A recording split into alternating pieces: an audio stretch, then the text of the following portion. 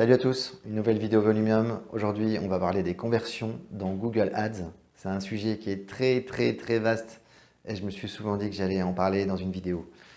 Alors commençons tout de suite. Si votre business reçoit des appels, alors ça vaut vraiment le coup de se préoccuper de tout ce qui tourne autour du mobile et du téléphone, fixe même, vous allez voir.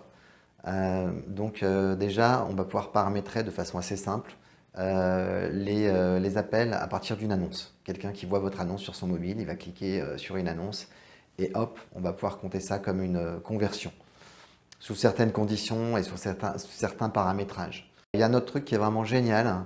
Imaginons que quelqu'un voit vos annonces Google Ads et il va atterrir sur votre site, le site de votre entreprise. Et là, il décide d'utiliser son fixe pour vous appeler.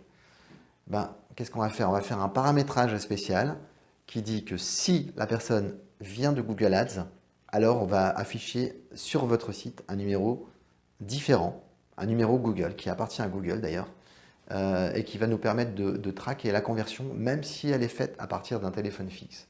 Donc vous voyez, c'est ultra puissant. Ça nécessite d'insérer un petit script sur le site pour modifier le numéro de téléphone apparent dans le code source. C'est vraiment top et ça fonctionne très bien. Autre type de conversion, j'ai envie de dire qu'on peut, alors si ça ne concerne pas les appels téléphoniques, j'ai envie de dire qu'on peut traquer tout et n'importe quoi. Par exemple, si vous avez un bouton se faire appeler se faire appeler immédiatement, hop, on le traque, on crée une conversion et on importe la conversion dans Google Ads. Si vous avez une page spéciale, une zone spéciale du site, hop, on va la considérer comme une conversion. Si vous avez n'importe quel mouvement, n'importe quelle action réalisée sur le site internet, on peut dire que c'est une conversion, et l'importer dans Google Ads pour l'utiliser dans les mesures et le paramétrage et le pilotage des campagnes. Enfin, on peut aussi parler de certaines conversions générées automatiquement par Google, comme les appels directs par exemple, ou les actions locales. Ça ne concerne pas tous les annonceurs, mais voilà, certaines conversions qui sont basées sur l'adresse des magasins. À tester donc. Et puis aussi, on peut parler des objectifs intelligents. Alors, c'est à créer dans Analytics. Ensuite, il faut les importer.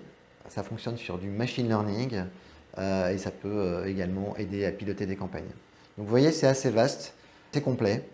On peut regretter chez Microsoft Advertising qu'on n'ait pas encore les conversions basées sur tout ce qui est les mobiles et les téléphones, mais j'espère que ça va venir bientôt également. Voilà, c'est tout pour aujourd'hui. J'espère que vous avez apprécié cette vidéo Volumium et je vous dis à bientôt. Salut!